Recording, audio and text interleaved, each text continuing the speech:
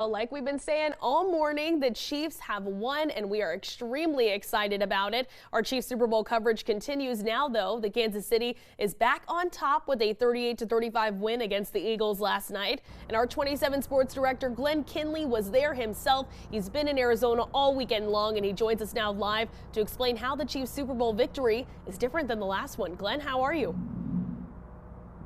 Hey, Katie, I'm great. Yeah, first of all, it is a little chilly down here, though. I think we got under like 50 degrees. I'm sure you guys feel terrible for me. It's rough in this Arizona weather. But hey, the vibes are still really good, and I'm sure they're even better up there in Northeast Kansas as Chiefs Kingdom celebrates lifting up another Lombardi trophy. To be completely honest with you, I don't know how many people expected this from the Chiefs this season, that is. In the offseason, they traded away Tyrann Mathieu. They traded away Tyreek Hill. Meanwhile, the Raiders brought in Devontae Adams. The Broncos brought in Russell Wilson. The Chargers made some big moves. Many people questioned if the Chiefs could still run the AFC West, and they proved last night right here in State Farm Stadium, they don't just run the AFC West, they run the league.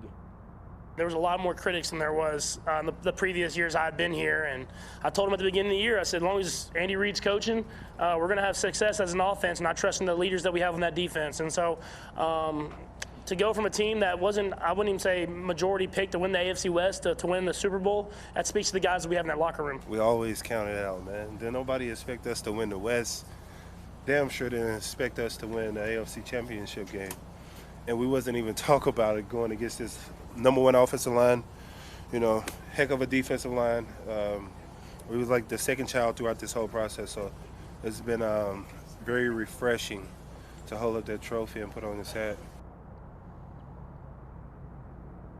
And no signs of slowing down for these guys either. Patrick Mahomes will be back. Travis Kelce will be back. Chris Jones will be back. And, of course, the brains behind it all, Andy Reid, will be back. That's fantastic news. As long as they have Andy Reid, they have Patrick Mahomes. And Travis Kelce helps, too. They're going to be in the hunt for a while. Patrick Mahomes joked a little bit. He said he won the Super Bowl a couple years ago, and he said he's going to Disney World. He won it this time. He said he's going to Disneyland. And now Disney might have to build some more parks for him because he doesn't plan on stopping anytime soon. Working for you live in Glendale, Glenn Kinley, 27 Sports. All right, Glenn, well, let me ask you. I mean, people were worried there for a little bit that Andy Reid might be retiring or possibly even leaving the Chiefs. Can you tell me if those are warranted at all? I mean, can we expect him to be around next year? Yeah, he said he'll be around next year as long as the Chiefs will have him back, which I can guarantee you that they will. I think what happened is Andy Reid said in the postgame press conference, he got asked that question about 50 to 60 times throughout the week. Are you going to retire? Or are you going to keep coaching? And at some point, I think he just gave them the answer they wanted because he thought maybe people wanted the storyline of if he was going to retire. He said after the game, he loves what he's doing. Even though he's not getting any younger, he said he loves what he's doing enough that he's going to keep doing it for a while. So Big Red's not going anywhere. He's staying in Kansas City. And we love Big Red. Well, thank you so much, Glenn. We're glad you're out there, and thanks for providing coverage for us this morning. Have a good one.